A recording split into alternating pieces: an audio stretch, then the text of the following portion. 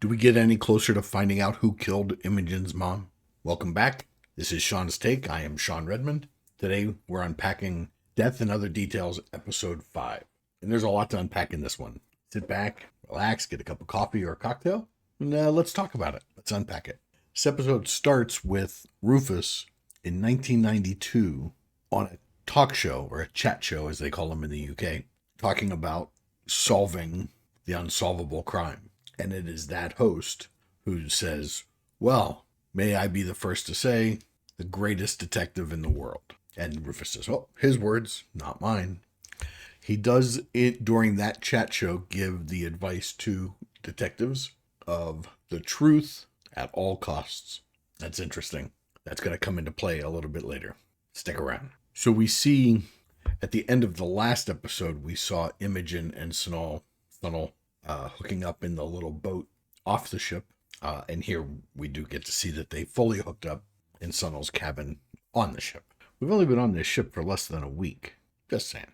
We cut into the server room, corridor, wall. We saw Rufus cut into the wall and see the blue. And now we actually see the hallway that contains the servers. And it is below the waterline to keep the servers cool. Actually, not a bad idea. We cut to a really cool shot of Winnie and Jules in the holding cells where they're laying in opposite directions. And we see from overhead, it's a nice cinematography shot. And during their conversation is when Winnie finds out for the first time that Keith Trubisky was not that guy's real name. And it was, in fact, Danny, who was working with Rufus Coatsworth. So she didn't do the good deed of ridding the earth of this jerk. She killed a guy that was just doing his job. And it has an effect on her immediately. We see it bother her. We cut to what I can only describe as the worst karaoke there is. For a couple of reasons. I think these actors can sing.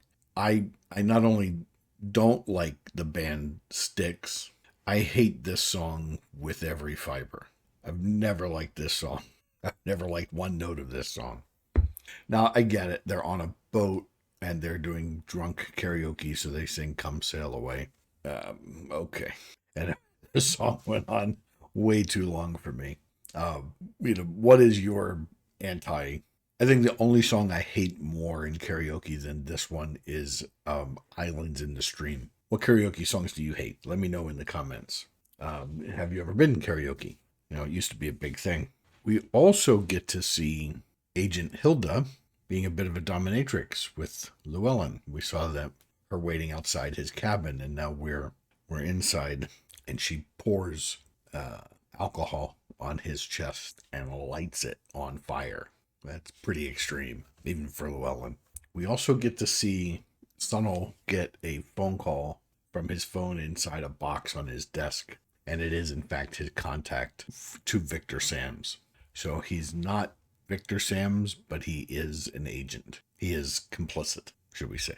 And that's where we learn for sure that he's not the good guy. As he's hanging up, talking to his contact, Imogen and Rufus are standing there. So he's busted.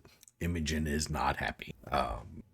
Imogen's questioning him, and she finally says, or Rufus asks, how did you become recruited? And we flash back to 5 years ago, 5 or 6 years ago, when Sunil was recruited. And in fact, he had bankrupted himself fixing the ship.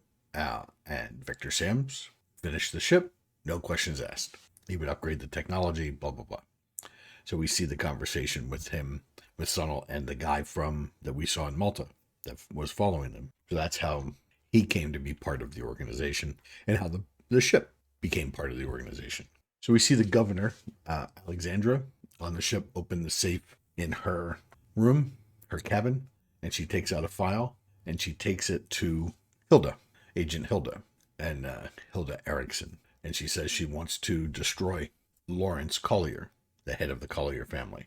Everything's in here. It's documentation, blah, blah, blah. I need anonymity. She says all these things. And Hilda opens the file, and it is, of course, completely blank. At that point, Alexandra's cough gets worse. She collapses onto the deck and dies. Trip reacts very badly to Alexandra's death. And he looks up and he sees the lawyer Llewellyn standing there. And he says, "You did this." And he attacks him.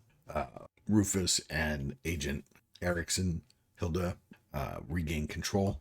Calm, send everybody back to their cabins. Now there's another death. Hilda calls for reinforcements. Anna catches up to Llewellyn at the elevator and says, "Sorry about Trip. He's under a lot of stress." And Llewellyn says, "He wasn't wrong." And the doors close. Wow.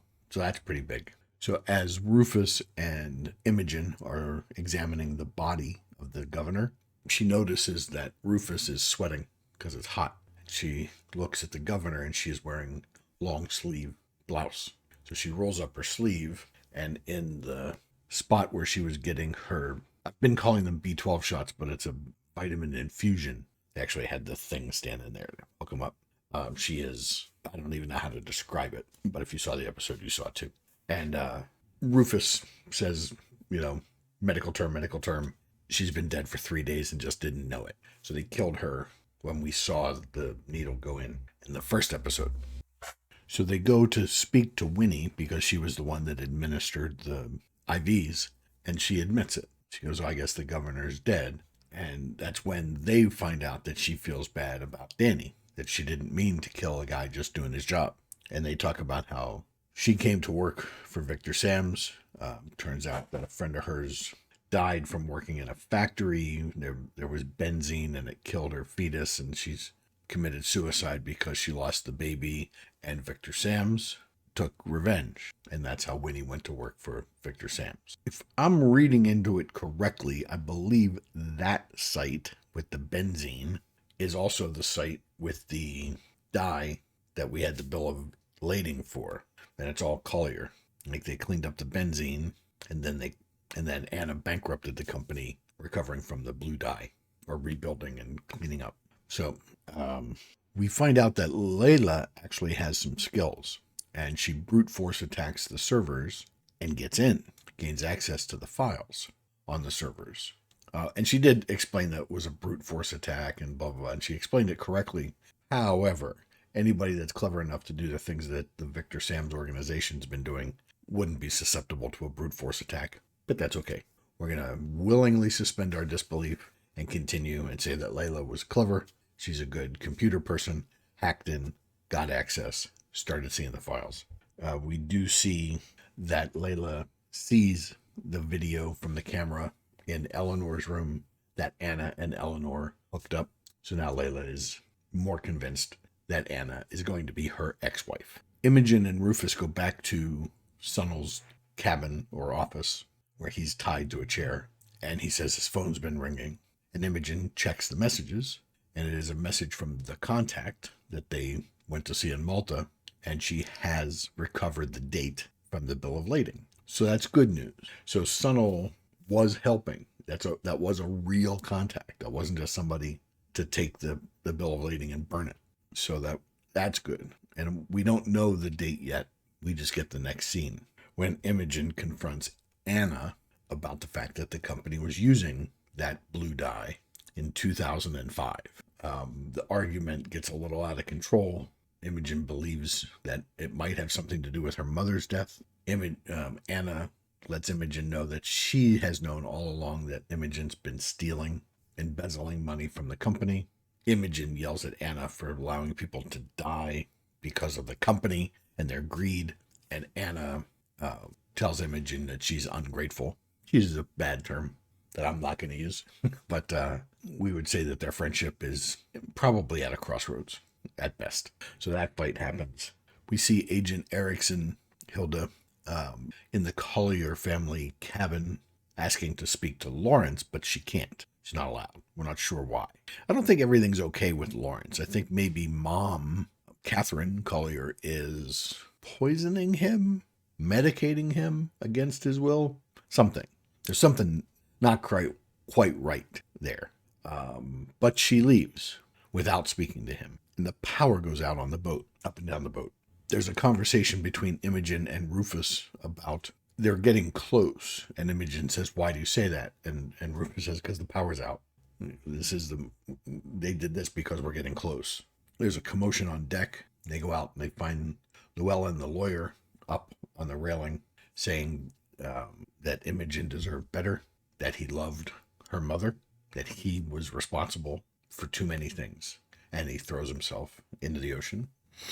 Right before he throws himself into the ocean, he yells at Rufus that he's a hack, that he's a fake. And the answer was right in front of him, and he missed it. And then he commits suicide. And Imogen, of course, wants to know what he missed. And to his credit, Rufus comes clean. And we find out in the waning minutes of this episode that when he solved the unsolvable mystery, it was because he won the evidence in a poker game. And it was only when he started the process of trying to find out how much the necklace was worth that it was evidence in that the police were looking for. And then he made up the story about the Belgium and getting it before blah, blah, blah. And he's the world's greatest detective. So the last shot is Imogen saying, you have to tell me everything they told you because I'm going to find what you missed. And the last shot we see is a shot of Imogen's eyes with Rufus reflected in them. I thought that was a great shot. And then we fade to black, and that's the end of the episode. So, Llewellyn is dead, I would assume.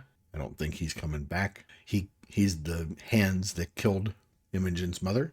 Something's up with Lawrence Collier. So there's a lot to unravel, but we're moving pretty quickly now. And what did the other cameras on this boat find? So please let me know in the comments what you think is going to happen, what the end is going to be for this series. Let me know what other series you're watching. Come in the comments. Let me know. I don't have right now. If I had to guess, I would say that Catherine's behind all of it, including the blackmailing of her own family. But I don't know. What do you think? Let me know what you think. But for now, that's it.